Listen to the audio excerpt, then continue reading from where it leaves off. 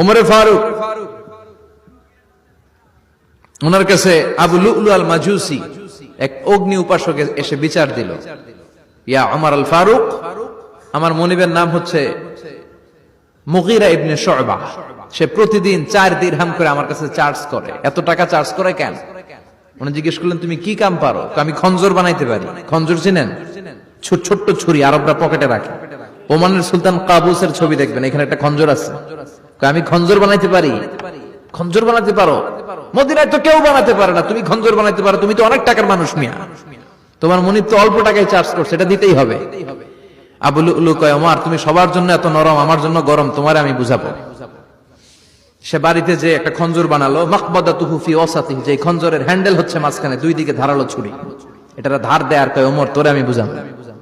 প্রতিদিন ধার দেয়। সাইয়েদনা ওমরে ফারুক মসজিদে নববীর ইমাম, ওয়া কানু ইউসাল্লুনা বিগালাস, তখন ওনারা অন্ধকারে নামাজ পড়তেন আউয়াল ওয়াক্তে। আমরা তো দেরি করে পড়ি, সুন্নাহ অনুযায়ী আগে আগে পড়া ভালো। আপনি মসজিদুল হারামে গেলে দেখবেন যে কত আগে ফজর পড়ে, ফজরের 1-1.5 ঘন্টা পরে সূর্য ওঠে, ঠিক কিনা? তো সে একবার ছদ্মবেশে ফজরের সময় প্রথম কাতারে যে হাজির, আসলে কিন্তু মাজুসি, সূর্যের পূজা করে।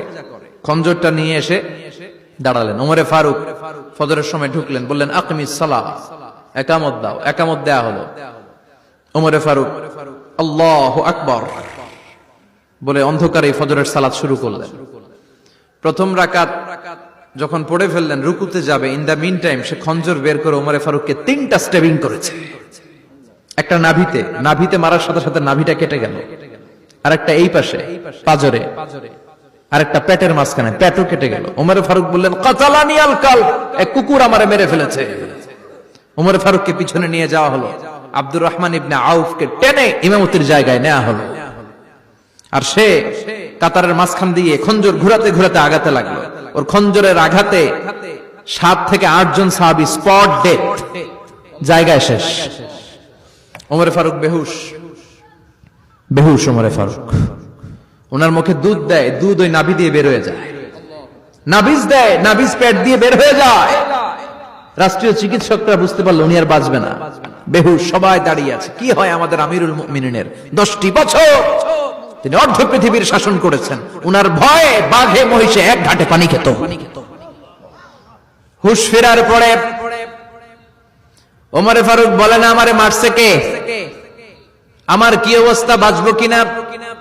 আমার ছেলে আব্দুল্লাহ কোথায়? আব্দুর রহমান কোথায়? আমার বিবিরা কোথায়? কত সম্পদ আমার আছে, কোথায় গেলে ভালো চিকিৎসা পাওয়া যাবে? কিচ্ছু সে বলে না। হুশ ফেরার পরে ওমর